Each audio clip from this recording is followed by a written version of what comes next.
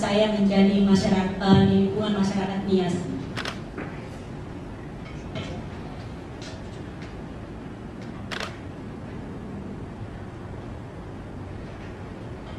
Baik, sesuai dengan permintaan penyelenggara diskusi publik pada sore hari ini, saya diminta berbicara atau menyampaikan pandangan saya sebagai menantu, bahasa Niasnya umurne, ya, dari keluarga Nias yang berlatar belakang bukan orang Nias. Saya adalah suku Batak.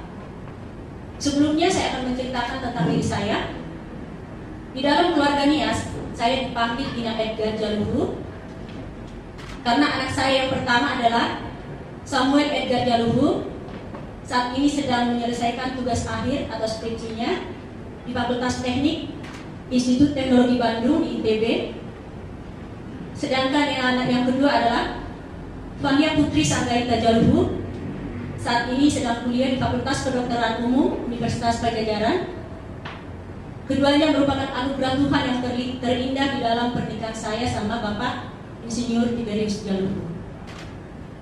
Sebelum saya mengenal suami saya, sebenarnya banyak hal-hal yang tidak senang kita mendengar tentang masyarakat Nias.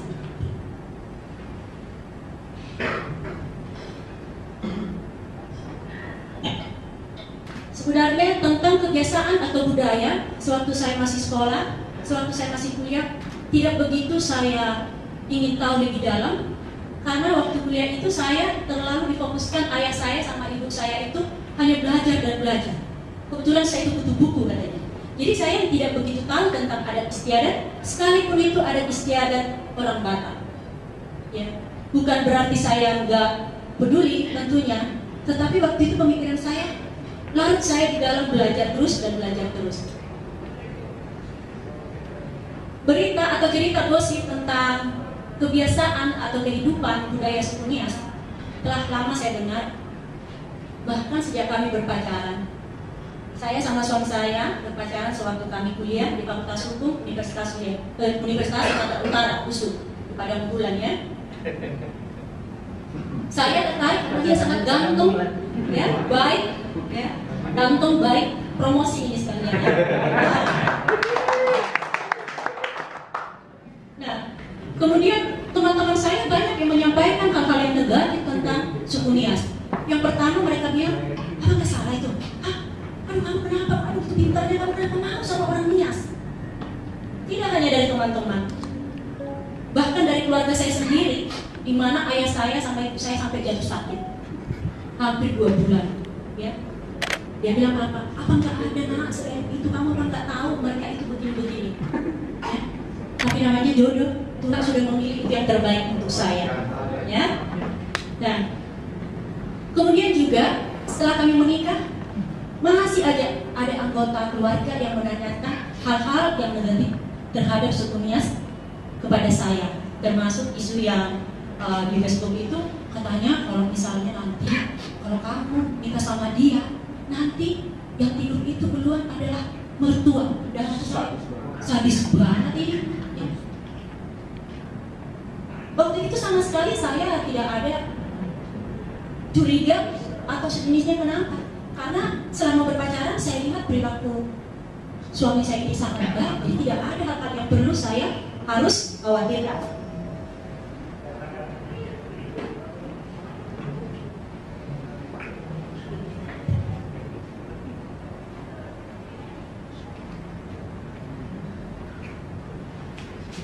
Baik, setelah menikah juga saya dan suami saya sempat tinggal di rumah mertua, ya, beberapa bulan, tidak lama sih, ya.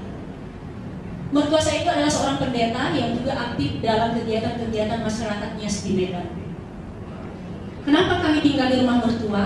Tujuan kami waktu itu adalah untuk menyesuaikan diri dulu dengan kehidupan keluarga suami saya, ya, agar saya juga dapat mempelajari hal-hal yang menjadi kebiasaan hidup di dalam keluarga suami saya, ya, di tengah masyarakat dan tentu di tengah jemaat gereja juga. Saya mengenal hubungan sosial kemasyarakatan dan kehidupan rohani yang sangat hangat melalui keluarga mertua saya, ya. Mertua saya laki-laki, mertua saya perempuan itu sangat sayang sama saya, selalu membangga-banggakan saya, ya. Jadi saya tidak pernah merasa sedikit pun ada hal-hal yang negatif tentang keluarga orang Nias, karena mertua saya sendiri sangat baik, bahkan taat beragama.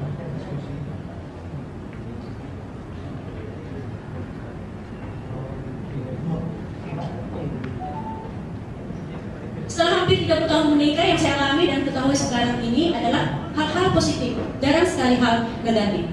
Ya, saya juga tidak pernah mengetahui adanya kebiasaan atau perilaku negatif tersebut dalam budaya masyarakat Nias yang lain. Ya.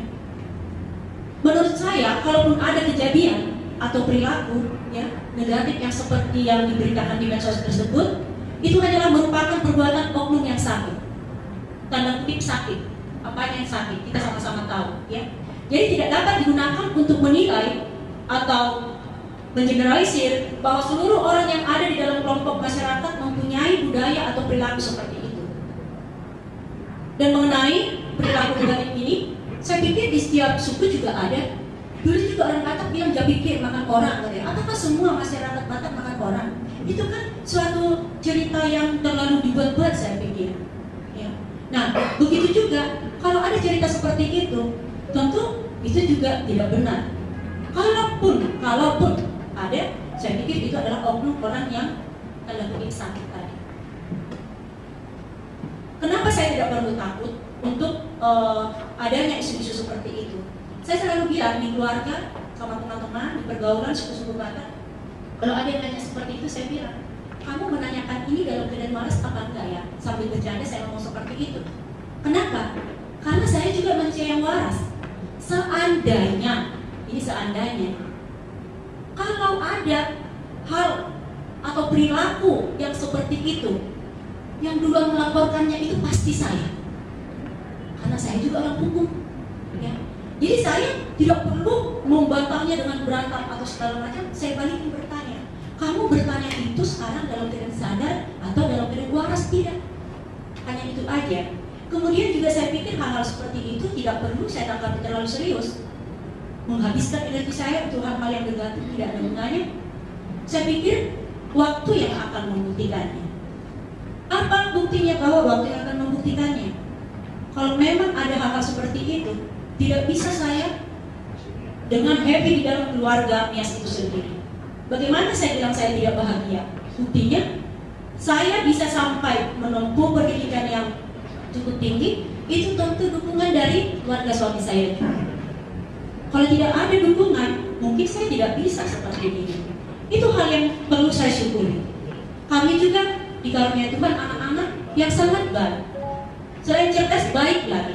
Itu menunjukkan suatu bukti bahwa di dalam kehidupan masyarakatnya itu sebenarnya tuduhan-tuduhan seperti itu sama sekali tidak benar. Ya, saya di sini sebenarnya bukan khusus untuk mengklarifikasi benar atau tidak. Tetapi ini perlu kita bahas, disampaikan sehingga orang-orang yang akan menyampaikan pendapat di kemudian hari bisa lebih berhati-hati karena dapat melukai orang lain.